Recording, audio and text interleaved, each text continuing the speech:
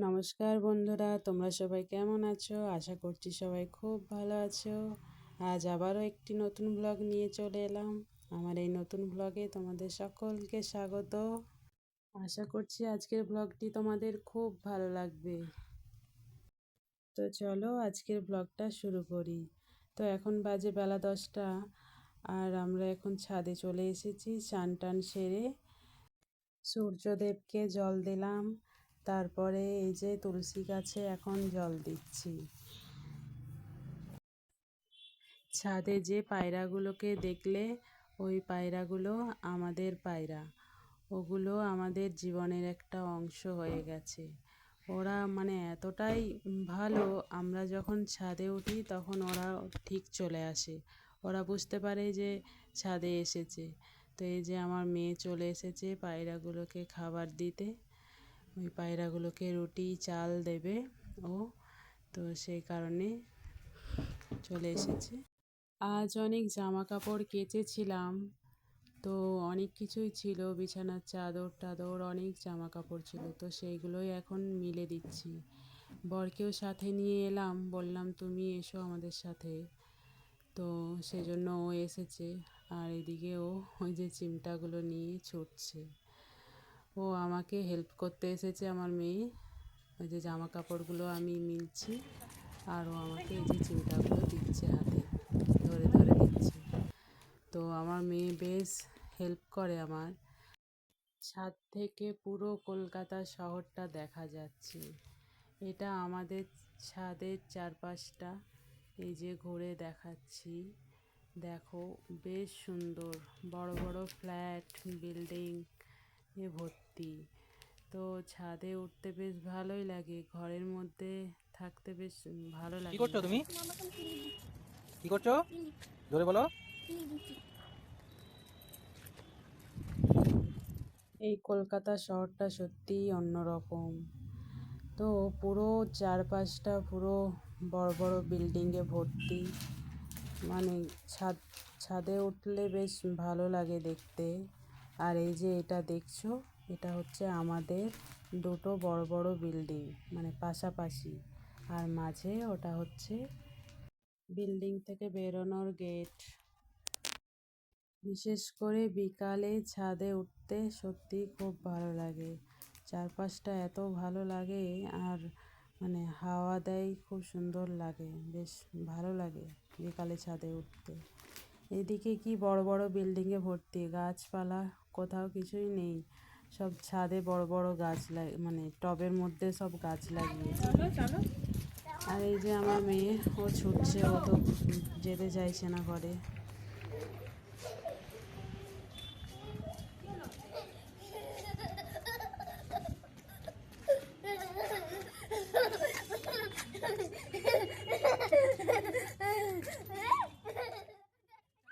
বাচ্চা মানুষ একটু তো দুষ্টুমি করবেই।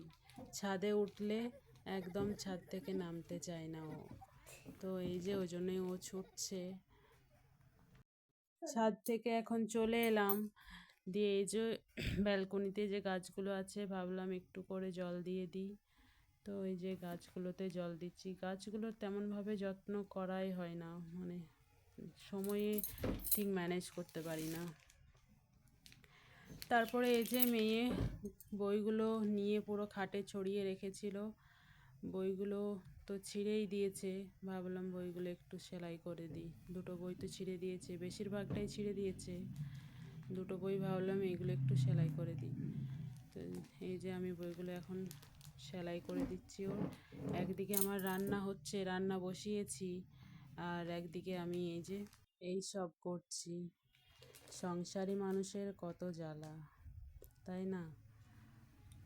ওর বাবা যে ওর জন্য কত বই নিয়ে আসে তার ঠিক নেই। মাসে মাসে মনে হয় একটা করে ওর জন্য বই নিয়ে আসে। ওর বাবা নিয়ে আসবে, আর ও এর যে এরকম ছিঁড়বে, আর আমি কি করব? সেলাই করব, মানে এটাই কাজ আর কি। তো কি আর করব, ও ছোট মানুষ, যা করে করুক, মানে অতটা ইয়ে করি না। ও তো এখন ছোট, এতটাও বোঝে না। বোঝাই ওকে যে বই টই ছিঁড়বে না, ছিঁড়তে নেই। তো তাও ওই আর কি বলে ছিঁড়বো না ছিঁড়বো না, কিন্তু সেই করে ফেলে। ওদের আর অত বুদ্ধি কোথায়, তাই না? একটু বড় হলে অবশ্য এগুলো আর করবে না, তখন আর হবে না, এখন এতটা বোঝে না। ভাতটা বসিয়ে দিয়ে এসেছি, ভাবলাম ভাতটা হোক, তারপরে এই যে মেয়ের এই বইগুলো একটু সেলাই করে দিই, তারপরে যে বাকি রান্নাটা করব। তো এই যে রান্না করতে করতেই ভাবলাম, অনেক দিন থেকেই বর কুল নিয়ে এসেছিল, কিন্তু খাওয়া হচ্ছিল না, কুলগুলো মানে রয়ে যাচ্ছিল। তাই ভাবলাম একটু খেয়ে নিই, ওই কাজের ফাঁকে এরকম করেই খেতে হবে, তাই না? আমাদের আর সময় কোথায়। তো ওই যে রান্না করতে করতে একদিকে এলাম, মেয়েকে নিয়ে বসে গেছি কুল খেতে। ও খাচ্ছে, আমার থেকে তো ওই ভালো খাচ্ছে, মানে আমি এত ভালো খেতে পারছি না, ও যত ভালো খাচ্ছে। কুল এমনই একটা জিনিস যেটা খুবই স্বাদের, তাই না? তো এটা তো শীতকালেই পাওয়া যায়, তাছাড়া তো আর অন্য সময় তো এটা পাওয়া যায় না। তো কুল একটা মানে খুবই স্বাদের জিনিস এটা, মানে খেতে খুবই ভালো লাগে, আমার তো খুব ভালো লাগে। তো এই যে মাঝখানে আর ভিডিও করা হলো না, দুপুরে খাওয়া দাওয়া একটু ঘুমিয়েছিলাম, মেয়েও একটু ঘুমিয়েছিল। তো এই যে সন্ধ্যাবেলা এখন ওর বাবা এই যে দুধ ব্রেড নিয়ে এসেছে।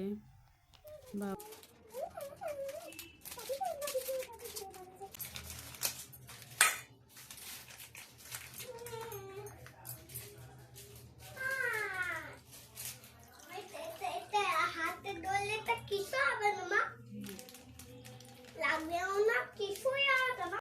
ওকে এই যে দুধটা একটু গরম করে খাইয়ে নেব, আর সাথে দুটো ব্রেড সেঁকে নেব। তো সে কারণে আমি দুধটা বসিয়ে দিচ্ছি, ও এদিকে খেলা করছে নিজের মনে। তো তারপরে ওকে খাইয়ে পরে ওকে একটু বসাবো পড়তে, বইগুলো নিয়ে অভ্যেসটা করাতে হবে, তাই না? মানে পড়ুক না পড়ুক অভ্যেসটা করাতে হবে, বয়স তেমন কিছু না, কিন্তু তবুও আর কি। তো সেই কারণে ওকে এটা খাইয়ে তারপরে ওকে পড়তে বসাবো। ওর বাবাও বসায়, যখন ঘরে থাকে যখন তখন বসায়, আর আমি যখন সময় পাই তখন ওকে বসাই একবার করে পড়তে।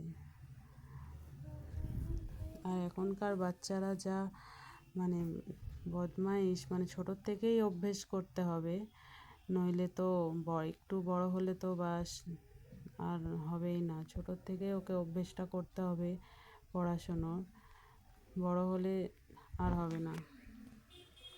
আমাদের গ্রামে কি হয়, গ্রামে কারো কোনো কিছু হলে মানে একজনের কিছু হলে তো বাস পুরো পাড়া ছুটে চলে আসবে সাহায্য করতে, কিন্তু এখানে সাহায্য করার মতো কেউ নেই, তাই না? সেই কারণেই খুবই সাবধানে থাকতে হয় দুজনে।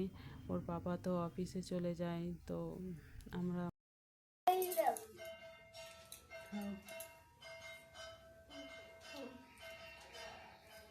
এটা ঈগল পাখি, পেঙ্গুইন, এটা কি প্যারট, মানে টিয়া পাখি। টিয়া পাখি। আচ্ছা এটা কি পাখি? এটা কি পাখি বলো, এটা কি পাখি? ময়ূর। ময়ূর, পিকক, মানে ইংরেজিতে কি বলে? Peacock peacock. আচ্ছা মানে ময়ূর। ময়ূর, এটা কি? ও এটা। ও তো আজকের দিনটা মোটামুটি ভালোই কাটলো। এখন মেয়েকে নিয়ে সন্ধ্যাবেলায় পড়াতে বসিয়েছি। কক কক মানে মুরগি। মোরগ, মুরগিটা হচ্ছে হেন, হেন মানে মুরগি, আর এটা হচ্ছে কক, কক মানে মোরগ।